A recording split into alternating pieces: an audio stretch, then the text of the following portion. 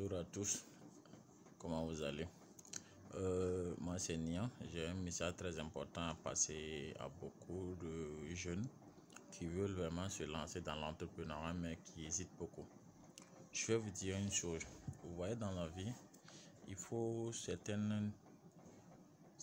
courage pour pouvoir faire de l'entrepreneuriat. Tout ce qu'on fait sur terre, c'est le courage. Sachez que la vidéo que j'ai fait, c'est le courage qui m'anime, que je fasse pour que je puisse faire cette vidéo. Donc, dans toute chose, il faut être courageux. Il ne faut jamais baisser les bras. Non. Il faut se dire toujours, le meilleur reste à venir. Et il faut foncer. D'accord? Donc, il ne faut jamais abandonner. Nous prenons l'exemple de ceux qui disent souvent que pourquoi Dieu m'a fait ça? Pourquoi Dieu m'a fait ça? Pourquoi moi? Non, c'est pas pourquoi toi. Pourquoi toi tu t'es fait ça? C'est la question que tu dois te poser. Si un malheur t'arrive, tu dis que c'est le destin.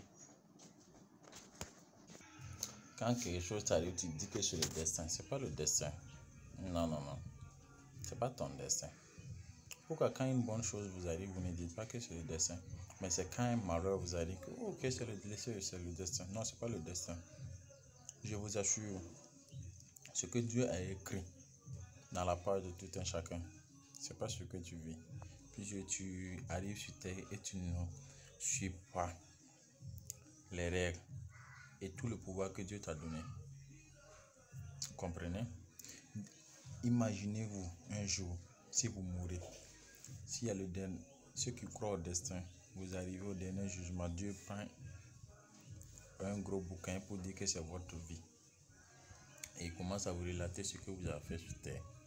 Il relate jusqu'à un certain niveau, vous dites que non, ce n'est pas vous. Parce que ce qu'il est en train de dire là, c'est que vous ne l'avez pas réalisé. C'est normal. Si Dieu a écrit tout ce que vous devez réaliser et tout ce que vous devez faire sur terre, quitte à vous maintenant arriver, employer tous les moyens possibles pour réaliser ce qu'il a prévu pour vous. Vous comprenez? Et en ce moment, vous allez regretter. Même étant là-bas au paradis, vous allez regretter. Parce que vous avez eu la chance de construire la vie que Dieu vous a donnée et vous l'avez ratée. C'est pas bon. Je vous raconte l'histoire d'un fermier. Il avait une vache, une charrue qui travaille dans son champ. Et un jour, la vache est morte et les voisins disent: oh, voisin, c'est terrible. Il dit que peut-être. 2 jours après, il amène 2 vaches pour cultiver. Son enfant, qui était devant, s'est fait casser le bras. Les voisins disent: oh, c'est terrible. Ton enfant s'est cassé le bras. Il dit peut-être. Et ça n'a pas trop duré. L'armée est venue pour recruter tous les hommes dans le village. Ils sont venus trouver que son fils qui avait le bras cassé, on ne pouvait pas le recruter, mais ils ont pris les enfants de tous les autres. Les voisins disent: oh, quelle chance que ton enfant a eu le bras cassé, on ne l'a pas recruté. Quand on l'a dit quelle chance, devinez qu'est-ce qu'il a pu dire. Il dit peut-être. C'est pour dire quoi?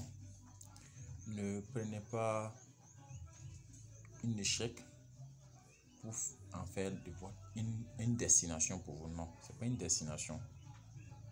L'échec est souvent un tremplin pour certaines personnes de mieux se projeter dans l'avenir, pour mieux viser leurs objectifs. Il ne faut jamais baisser les bras.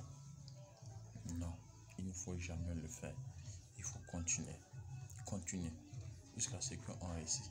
Les gagnants sont ceux qui essaient 1 fois, 2 fois, 3 fois, jusqu'à ce qu'ils réussissent à faire ce qu'ils veulent, à réaliser ce qu'ils veulent dans la vie.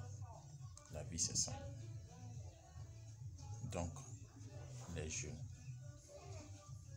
réveillez-vous et continuez sans arrêt. La vie, il faut la combattre. Il faut être fou pour réaliser ses rêves. À bon entendeur, salut. Merci à vous.